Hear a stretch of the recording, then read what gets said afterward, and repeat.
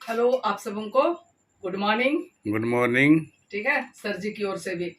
और मैं ये कह सब सर्वप्रथम मैं ये बतला दूं आप सबों को कि सरकारी शिक्षकों का वेतन हुआ बंद। क्या जी?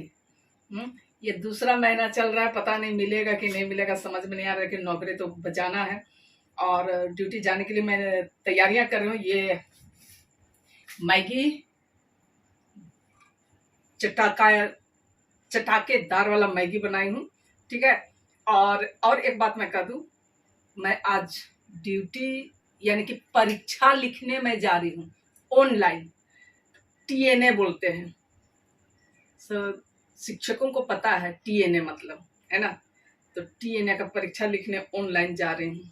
तो चलिए बने रहिए, और जितने भी हमारे देखने वाले दर्शकगण हैं, शिक्षक बंधु हैं, सबों को बेस्ट ऑफ लक। अच्छा से टीएनए लिखिएगा। ठीक है। हो सकता है वीडियो लेट से आवे। Bye bye.